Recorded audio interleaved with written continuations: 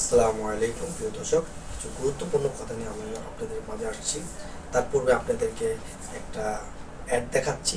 এরকম সোশ্যাল মিডিয়াতে YouTube, Facebook পেজে বহুত এরকম আছে, তার মধ্যে আমি একটা আপনাদেরকে দেখাচ্ছি। আপনারা দেখতে পাচ্ছেন Cambodia job visa. Cambodia job visa এশিয়ার ইউরোপ খ্যাত দুই মুদ্রার দেশ কম্বোডিয়ায় জব ভিসার শর্ত হলো বেসিক ইংরেজি জানা থাকতে হবে, বেসিক কম্পিউটার জানা থাকতে হবে, বয়স সীমা 19 থেকে 35 বছর, ভিসা প্রসেসিং সময় মাত্র 1 মাস, ভিসা হওয়ার পর টাকা। বিস্তারিত জানতে কল করুন স্ক্রিনে দেওয়া আমাদের হোয়াটসঅ্যাপ নাম্বারে। দেখলেন আসলে তারা কি চাচ্ছে। তারা চাচ্ছে একজন শিক্ষিত এবং কম্পিউটার জানা। আসলে মূলত কম্বোডিয়া, ভিয়েতনাম, ফিলিপাইন বা থাইল্যান্ড এসব দেশগুলোতে কাজের কথা বলে নিয়ে আছে। আসলে আমাদের জন্য কোনো কাজ নেই। ওইগুলো দেশ হলো আমাদের মতন দেশ, আমাদের এশিয়ার একটি দেশ। ওইগুলো বেশি একটা ধনী দেশ না। কম্বোডিয়া, ভিয়েতনাম আমাদের দিকে গরিব রাষ্ট্র। মায়ানমার তো রয়েছেই আমাদের পাশের দেশ, সেটা তো আপনারা সবাই জানেন। মূলত যেই কাজটা করা হয়, শিক্ষিত ইংলিশ জানা ছেলে মেয়েদেরকে নিয়ে এবং কম্পিউটার জানা থাকতে হবে। তারা বলে দিচ্ছে এই ছেলে মেয়েদেরকে নিয়ে যেটা করা হয়, বিভিন্ন ক্যাসিনো বা কোনো অ্যাপসের মাধ্যমে জুয়া খেলা, সেই খেলাগুলোতে তাদেরকে নেওয়া যায়, আটকানো হয় এবং বেতন তো দেয় না, মারধর করা হয় এবং তাদেরকে খুব অত্যাচার করা হয়, এমনকি তাদের জীবনও বিপন্ন হয়ে যায়। অনেকের মারাও গিয়েছে। ক্যাসিনোর বিষয়টা হলো, আমি আপনাদেরকে বলি, আপনাদেরকে বাংলাদেশ থেকে একটা দালালে আপনাদের কাছ থেকে প্রায় 3.5 থেকে 4 লাখ টাকা করে নিচ্ছে এখন সবার কাছ থেকেই।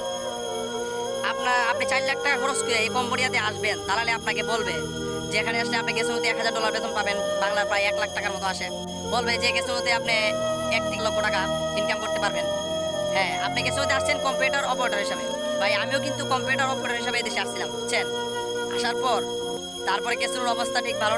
হ্যাঁ, তারা আপনাকে একটা ক্যাসিনোতে নিয়ে যাবে ইন্টারভিউ দেওয়ার জন্য। যদি আপনি ইন্টারভিউ টিকেন, ভালো ইংরেজি জানতে হবে, কম্পিউটার ভালো টাইপ জানতে হবে।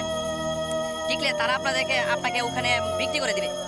আপনি যে 4 লাখ টাকা আপনার কাছ থেকে দালালে নিয়ে আপনাকে এই দেশে আনলো, তারপরে আপনি ক্যাসিনোতে নিলে কমপক্ষে $5 থেকে $6,000 হ্যাঁ দিয়ে আপনাকে বিক্রি করে দিবে। তার মানে আপনি 4 লাখ টাকা ওখানে দিয়ে আসলেন, আবার এখানে আপনাকে বিক্রি করে দালালে 6 লক্ষ টাকা কামাই নিল। যদি $6,000 কামায়, 6 লক্ষ, তার মানে মোট আপনাকে ক্যাসিনোর কথা বলে এখানে এনে 10 লক্ষ টাকা একটা দালালে হাতাইতেছে।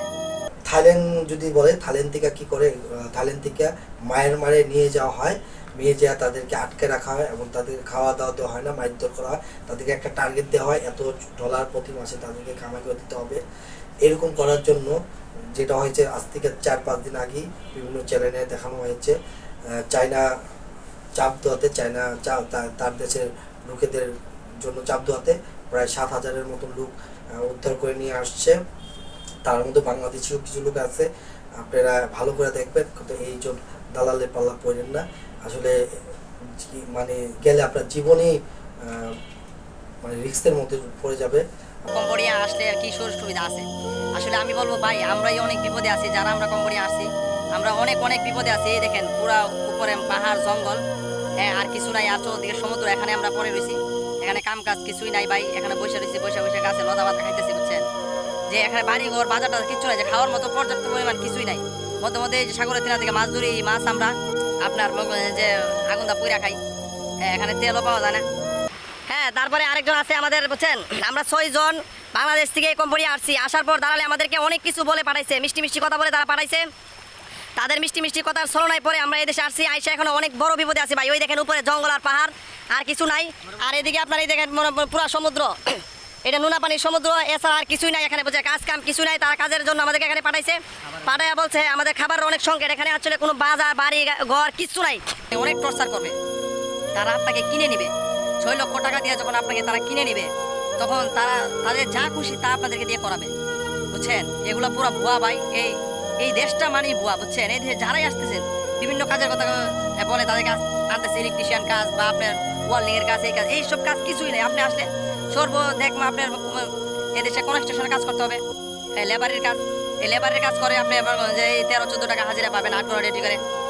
ডলার বলতে কোনো শব্দই নাই ভাই, এদেশে কোনো কাজই নাই। এদেশের যারা স্থানীয় লোক আছে তারাই নিজেরাই খাইতে পাইতেছে না, তাহলে আমাদের কি কাজ দিবে ভাই? আপনারাই বলেন। এদেশে দালালরা আসলে আমাদের কাহিনী এই দেখেন, আমরা সবাই এখানে আইসা বিপদে পড়ে গেছি। আপনারা কেউ কম্বোডিয়া আসার দুঃসাহস দেখাবেন না। আর যারাও দালালের ফান্দে পড়ছেন, তারা যদি এই ভিডিওটা দেখতে পারেন, অবশ্যই আপনারা এই ভিডিওটা দেখবেন। দালালে এনে কই আনছে যে কম্বোডিয়া যাইবা 1 বছরে ওয়ার্ক পারমিট ভিসা, হ্যাঁ, আর ওই 1 বছরের কাজের কি 6 মাসের কাজের ব্যবস্থা করে দেবো। এখন এই দেশ আওয়ার পরে এই দেশে যে দালাল আছে, হ্যাঁ, খালি 6 মাসের ভিসা লাগায় ওয়ার্ক পারমিট করে দিছে না।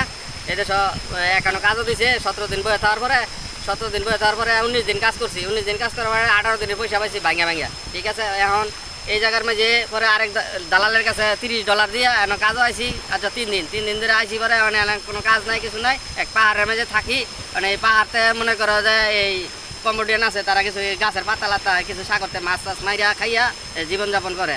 আর কাজ দেখা গেছে 1 মাসের মাঝে 10 দিন কাজ হয়, একদিন 10 টাকা দেয়, আরেকদিন 5 টাকা দেয়, আরেকদিন একটু নিয়ে আনা দেয়। এটা খাইয়া খুব কষ্টে আছি, খুব কষ্টে জীবনযাপন করতেছি। এমন কথা হইল গিয়া, হ্যাঁ, দেশবাসীরে কইতাছি যারা কম্বোডিয়া যাতে না আসে আর কি। আর কম্বোডিয়া আসলে আমাদের বাংলাদেশের যে পুরান বাঙালি আছে, কম্বোডিয়ান বিয়া কইরা তারা সুখে শান্তিতে বসবাস করে, ঠিক আছে। এই আমাদের মতন লোকের গড্ডে মাইরা এই হচ্ছে পরিস্থিতি এই দেশে। তবে দয়া করে কই, যারা বাঙালি আছেন তারা এই কম্বোডিয়া আসবেন না, এ নিয়ে আমার অনুরোধ রইল। বাংলাদেশের যে দালাল আছে, এই কম্পিউটার যে দালাল আছে, এই দালালটা ছাত্র করে বাংলাদেশ থেকে লোক আনে, এয়ারপোর্ট কন্ট্যাক্ট করে লোকগুলো আনে কিছু বলার নাই। ভাইরা আপনারা কম্বোডিয়া আসবেন না, এটা কি বলার। আর আমার বড় ভাইয়েরা বইলা দিচ্ছে, আমরা একলগেই আসছি বাংলাদেশ থেকে। এটা কি মানে গেলে আপনার জীবনেই মানে রিস্কের মধ্যে পড়ে যাবে। আপনারা ভুলে এইসব গ্রুপে পড়েন না।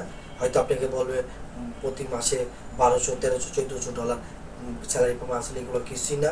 আর এরা চাবে যারা ইংলিশে ভালো কথা বলতে পারে এবং কম্পিউটার জানে, কারণ কাজটা হচ্ছে কম্পিউটার। এবং কথাগুলো ইংলিশে না বলতে পারলে বিভিন্ন ক্রাইমের সাথে, জুয়া যারা খেলে কিছু, তাদের সাথে আপনি কীভাবে কথা বলবেন তার জন্য। আর তারা নেওয়ার পরে আপনাদেরকে একটা ট্যাপে ফেলে দেবে। তো আমি আপনাদেরকে অনুরোধ করব, এসব বাটপারদের টার্গেটে পড়েন না। আর Vietnam, Cambodia, Laos, Thailand, Myanmar, এইসব দেশে, ফিলিপাইন, এইসব দেশে আমাদের জন্য কোনো কাজ নেই। এইসব দেশে ঘুরতে যান, সমস্যা নেই, কিন্তু এইসব জব ভিসা বা কাজের জন্য যে আপনারা দালালের পাল্লা করে নিজের জীবন দিন না।